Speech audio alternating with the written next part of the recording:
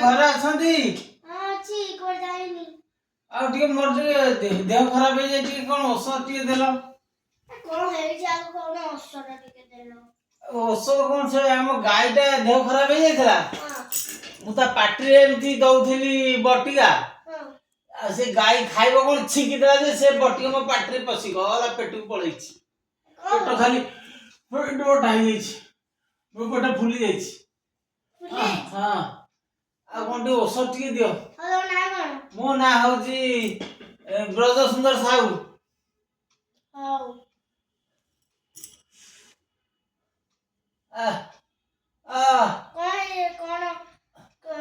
ତେତିଶ ଟିକେ ଦେଖନ୍ତୁ ମୋ ପେଟ କାଣ୍ଡେ କଣ ହଉଛି ଘଡଘଡ ହଉଛି ଖାଲି। ହଁ ଦେଖୁନାହାନ୍ତି ପେଟ ଭିତରୁ ଗାଈ ଗନ୍ଧ ଆସୁଛି। ପେଟ ଭିତରୁ ଗାଈ ଗନ୍ଧ ଆସୁଛି।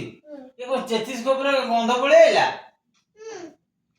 ଏଟା ଶବ୍ଦ ଆସୁଥିବ ନା ଘଡଘଡ ହଉଥିବ। ଓହୋ ସେଇ ଯୋଉ ସେ ଗନ୍ଧଟା ଜାଣିବେ। ହଉ ଆପଣ ଟିକେ ଔଷଧ ଦିଅନ୍ତୁ। କଣ ଦେଲେ ଔଷଧ? ପେଟ ଖାଲି ଦେଖୁନା କେବଳ କେବଳ ପେଟ ହଉଛି।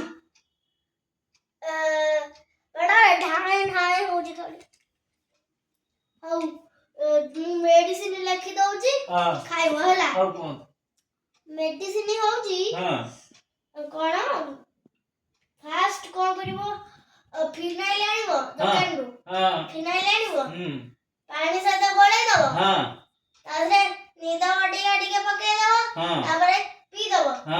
ଏକାଥରେ ଶୋଷ ଲାଗିବ, ଭୋକ ଲାଗିବ, ନିଦ ଲାଗିବ, ପରିସ୍ରା ବି ହବ। ହଁ ସବୁ ଲାଗିବ। ସେଇଠୁ ସବୁ ଲାଗିବ ସେଇଟା ମେଡିସିନ।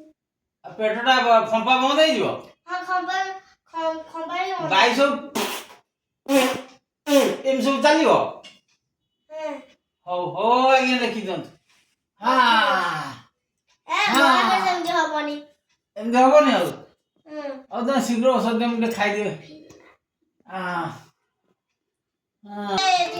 ପଇସା ହଉଛି 1000 ଟଙ୍କା। 1000 ଟଙ୍କା ହଉ ମୁଁ ଆଣୁଛି। ନାହିଁ ତ। ହଁ ଅଛି ଅଛି। ଆମର ନୋଟ ଚଳେନି। ନୋଟ ଆମର ଚଲେନି। ଚଳିବ ଚଳିବ ସବୁ ଚଳିବ। ଆମର ଚଳେନି। ଚଳୁଛି। ରିଜର୍ଭ ବ୍ୟାଙ୍କ ବନ୍ଦ କରିନି ଏ ପଇସା। ମୋର ଦେଖ ଦିଅ अब नाही ମୋ ପାଖରେ ପଇସା। 500 ଟଙ୍କା ଦେଇଛ। ସେଇଆକୁ ଭାବି ଦିଅ 500 ମୋ ପାଖରେ ଆଉ ନାହିଁ। ନାହିଁ? ହଁ।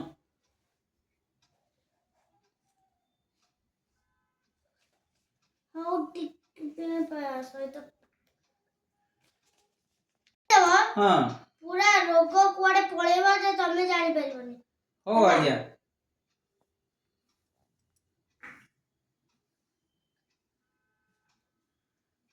ହଉ ଆଜ୍ଞା ଦିଅ। ମୋ ଖାତାଟା ନେଇଯିବ ନା କଣ? ନାଇଁ ନାଇଁ ଆପଣଙ୍କ ପ୍ରେସକ୍ରିପସନ ରଖନ୍ତୁ ଆଜ୍ଞା। ହଉ ହଉ ନମସ୍କାର ଆଜ୍ଞା ଜୟ ଜଗନ୍ନାଥ। ଶୁଣ ନେଇଯା ନୋଟଟା ନେଇଯା ଆମର ଚଳିବ। ଏବେ ଆଜିକାଲି ଟଙ୍କିକିଆ ନୋଟ ଚଳୁଛି। ଚଳିବନି ରେ। ହଉ ହଉ ମୁଁ ଆକୁ ରଖିଦେବି ଜୟ ଜଗନ୍ନାଥ।